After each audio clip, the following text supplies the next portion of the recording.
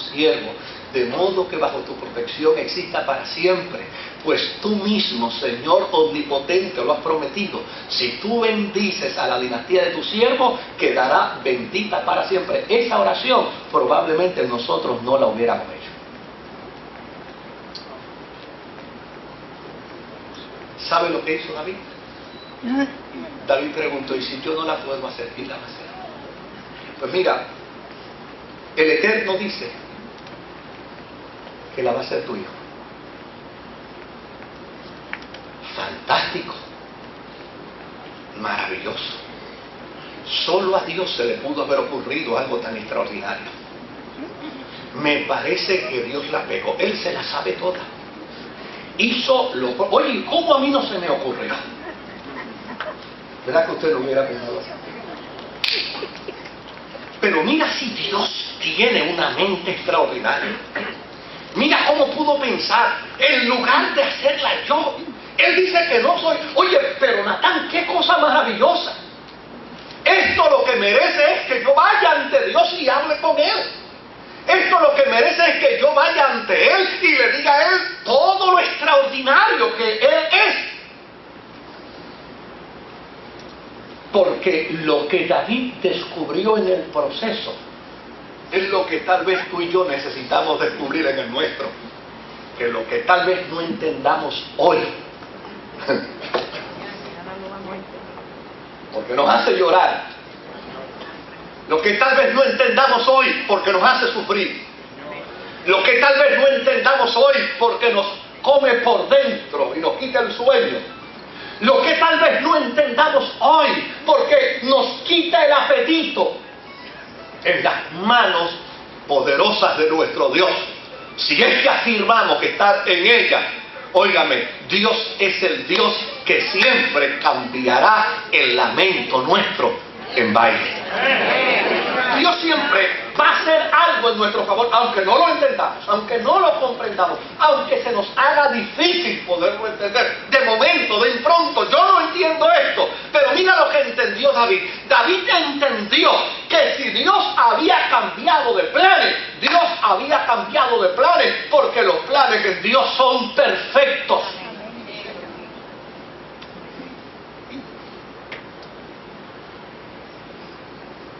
Algo se trae Dios bueno si ha cambiado los planes. Si tú ibas serenito a velocidad de crucero en el mar de tu vida y de momento te han soplado vientos de huracán, algo se traerá Dios con el cambio de planes. ¿Sabe qué entendió David? David entendió que eso era maravilloso. Número uno, porque daba garantías que su hijo le sucedería. Y con esto, David se libraba de una angustia profunda en su corazón. ¿Sabe cuál era la angustia profunda del corazón de David? La referencia que tenía con Saúl. ¿Se acuerdan aquel día cuando David, sentado a la mesa, preguntó: ¿habrá quedado alguien vivo de la familia de Saúl? ¿Habrá quedado alguien vivo de la familia de Jonatán a quien yo le pueda hacer algún bien? David tenía en su interior una gran preocupación, como la puede tener cualquier ser humano que ocupa posiciones monárquicas. Mi monarquía continuará después de mí en mi familia o concluirá conmigo. A lo largo de estos días yo he estado observando la vida del señor Gaddafi.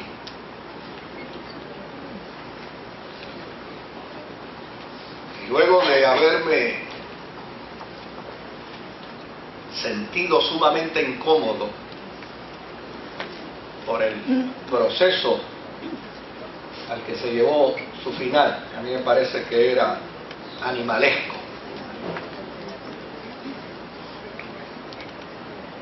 Pensaba en lo siguiente: miraba aquellas escenas de sus primeros años, 40 años atrás, cuando todo el mundo lo aclamaba, cuando todo el mundo lo aplaudía, y miraba precisamente la escena final de su vida, cuando no solamente hubieran querido haberlo agarrado a él y a su hijo, sino que hubieran querido haberlo agarrado a él y a toda su familia para hacerle lo mismo. David tenía una gran preocupación en su interior. ¿Qué será de mi familia como resultado de mi monarquía? ¿Qué será de mi hogar como resultado de mi monarquía? ¿Qué será de mis hijos como resultado de mi monarquía? ¿Me pasará lo mismo que le pasó a Saúl? ¿Me pasará lo mismo que le pasó al rey anterior, donde no quedan ni siquiera vestigios de su reinado? ¿Me pasará igual a mí como le pasó a Saúl? Pues mire, esta respuesta de Dios llevó a David a llegar a la siguiente conclusión. Qué bueno que Dios me está diciendo con esto, que Él garantizará que mi hijo me sucederá y que yo no viviré la misma desgracia que sufrió Saúl. Y qué maravilloso es escuchar lo que me está diciendo Natán, que Dios le dijo. Que esta promesa que Dios me hace se extiende mucho más del tiempo, del alcance de mi mismo reinado y aún del reinado de mi hijo, porque Dios me está prometiendo que el reinado mío será un reinado perpetuo.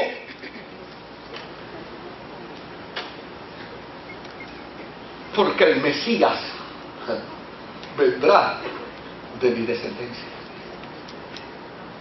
Si usted pensaba que cuando a David le dijeron que no construiría el templo, hizo berrinche, peleó, se enojó, gritó y pataleteó, y dijo, aquí soy yo el rey. No, David, el hombre conforme al corazón de Dios, supo entender en su corazón lo que Dios tenía planificado. Y ¿sabe qué otra cosa le gustó a David de lo que Dios dijo? Me encanta eso, Natán, que Dios te ha dicho que me digas. Me encanta que si mi hijo peca, Dios lo va a castigar como a cualquier hijo de vecino. Pero me encanta saber que por el error que mi hijo cometa, no se invalidará ni se retirará la promesa de un reinado permanente. Me encanta eso de que mi descendencia será garantizada a perpetuidad, porque por siempre se hablará de mi reinado y por siempre se dirá que mi reinado es eterno. Por esa razón, cuando vamos al Nuevo Testamento, una de las cosas que escuchamos por parte del pueblo es cuando se refieren a Jesús como el hijo de ¿quién? Como el hijo de David. Y cuando se hace referencia a Jesús como el hijo de David, lo que se está hablando es de las misericordias eternas que Dios tuvo para con David, su siervo. Noten bien cuál fue la actitud de David. La actitud de David fue entender que si Dios había cambiado los planes, la Escritura habla con perfecta claridad para los que aman al Señor. Todas las cosas, ¿usted lo sabe? Sí. Obran para bien. Las cosas obran para bien. Ahora, ¿qué otro elemento a mí me llama la atención aquí? Me llama la atención que todo esto aconteció, todo esto sucedió, porque David pensó en una casa para Dios, como algo inminentemente necesario. Porque David pensó que no era justo que si iba a establecer una nación, la monarquía estuviese en mejor posición que la fe. Todo esto porque David en un momento dado dijo, Dios me ha bendecido en esta casa, Dios me ha bendecido con este palacio, y no es justo que yo me quede disfrutando solo la bendición de Dios y no esté dispuesto a que esta bendición de Dios se multiplique y se transforme en una bendición de gracia para el pueblo. Si nosotros comparamos esta historia con el tiempo en que se narra el retorno de Israel después del cautiverio babilónico, vamos a ver un contraste sumamente interesante. Si ahora miramos unos siglos después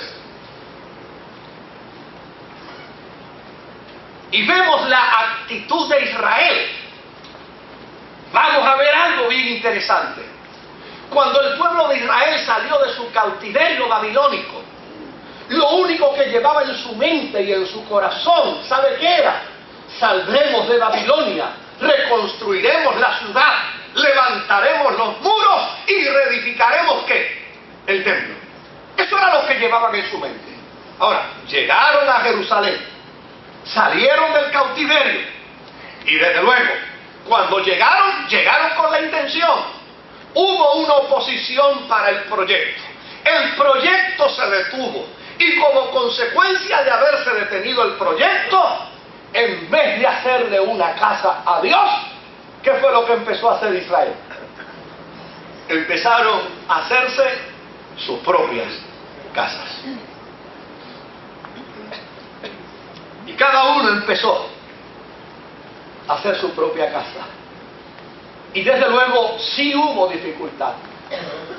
Sí se detuvo el proyecto. Pero hubo un momento en que ya las dificultades habían pasado. Las crisis habían pasado. Los obstáculos habían pasado. Pero cuando se le anunció al pueblo que ya estaba todo listo para levantarle a Dios casa, el pueblo dijo, ahora es tarde, yo estoy bregando con la construcción mía. Después que yo termine mi construcción, después que yo termine mi proyecto, después que yo haga lo que estoy haciendo, entonces si me sobra lugar, si me sobra tiempo, yo trabajaré en el templo. ¿Y sabe lo que Dios hizo? Le cerró las llaves de bendición del cielo. Si usted va conmigo al libro del profeta Ageo, en el capítulo 1 y en el versículo 9 al versículo 11, libro del profeta Ageo, capítulo 1, versículo 9 al 11, dice el profeta, ustedes esperan mucho, pero cosechan poco. Lo que almacenan en su casa, yo lo disipo de un soplo. ¿Por qué? Porque mi casa está en ruinas, mientras ustedes solo se ocupan ¿de cuál? De la suya, afirma el Señor Todopoderoso.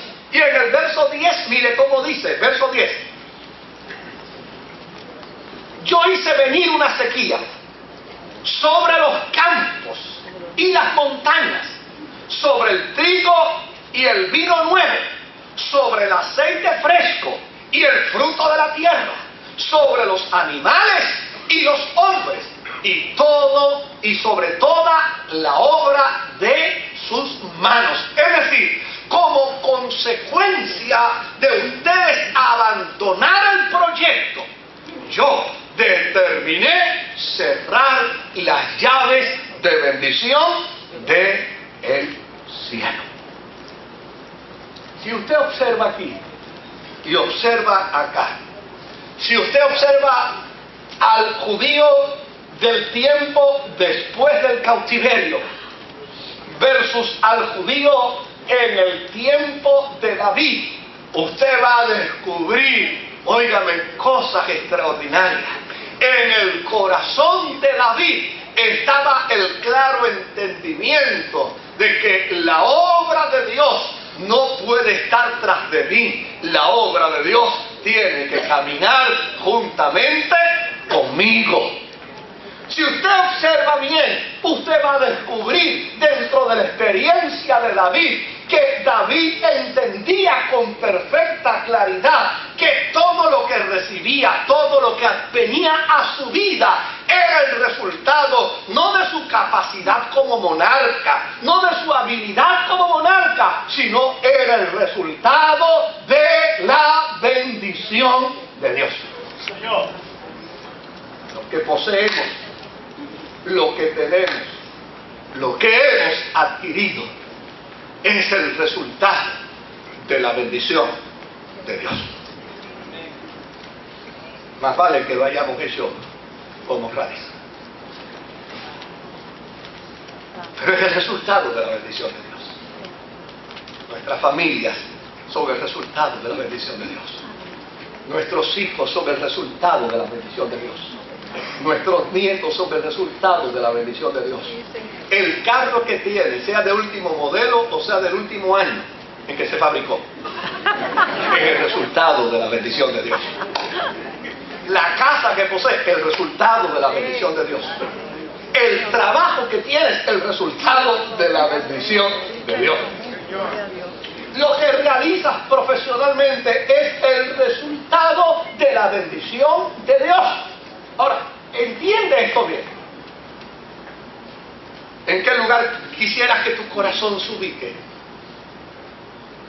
En el corazón de David, que dice la Escritura que era conforme al corazón de ¿quién?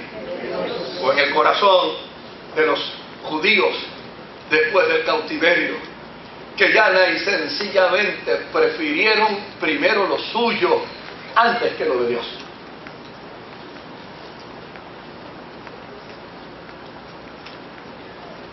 ¿A qué conclusión pudiéramos llegar en esta mañana nosotros a lo largo de este versículo? Podemos llegar a la siguiente conclusión: yo estaré tan enamorado de Dios, no como cuanto lo diga, sino como cuanto anhele estar en sus asuntos, como cuanto anhele estar en sus negocios, como cuanto anhele estar en su casa.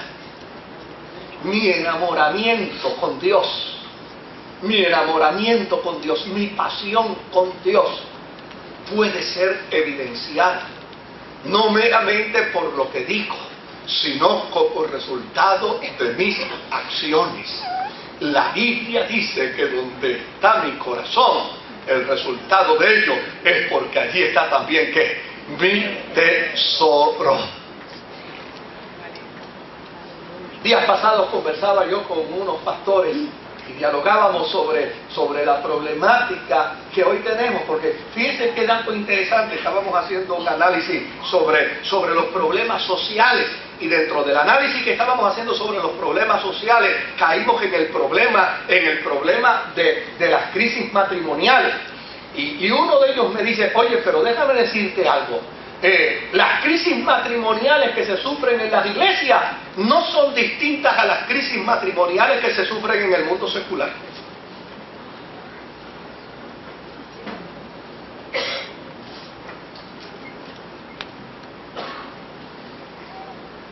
Si allá hay violencia doméstica,